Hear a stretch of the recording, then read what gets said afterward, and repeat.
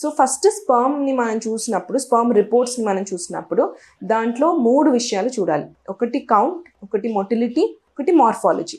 Count మనకి at least 15 million కన్నా ఎక్కువ ఉండాలి, అప్పుడు నార్మల్.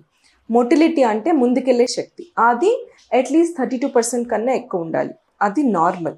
మార్ఫాలజీ అంటే స్పర్మ్ ఎలా ఉంటుంది చూడ్డానికి, అంటే ఒక స్పర్మ్కి ఒక హెడ్ ఉండాలి, నెక్ ఉండాలి, టెయిల్ ఉండాలి. సో ఇవన్నీ ప్రాపర్గా ఉన్నాయా, హెడ్లో ఏమైనా ప్రాబ్లమ్స్ ఉన్నాయా, నెక్లో ఏమైనా ప్రాబ్లమ్స్ ఉన్నాయా, టెయిల్లో ఏమైనా ప్రాబ్లమ్స్ ఉన్నాయా. సో అది మార్ఫాలజీ అనమాట. మనకి ఈ మార్ఫాలజీ అట్లీస్ట్ మోర్ దెన్ 4% ఉండాలి. కానీ ఈ మార్ఫాలజీ ఒక్కటే తక్కువ ఉండి మిగతా అన్నీ బాగానే ఉంటే దీన్ని ఐసోలేటెడ్ టెరటోజూస్పర్మియా అంటారు.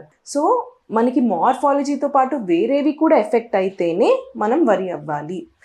ఐసోలేటెడ్ టెరటోజూస్పర్మియా ఎందుకు వస్తుంది అంటే జెనెటిక్ ఫ్యాక్టర్స్ అయి ఉండొచ్చు, లేదా మన లైఫ్ స్టైల్ ఫ్యాక్టర్స్, అంటే మనం చాలా లావుగా ఉండి ఒబిసిటీ ఉన్నా, స్మోకింగ్ డ్రింకింగ్ ఎక్కువ చేసినా, డ్రగ్ అబ్యూస్ ఎక్కువ ఉన్నా, హీట్ ఉన్న ప్లేసెస్లో మనం ఎక్కువ పని చేసినా, లేదా ఏమైనా ఇన్ఫెక్షన్స్ వచ్చినా కూడా మనకి మార్ఫాలజీ అనేది ఎఫెక్ట్ అవ్వచ్చు.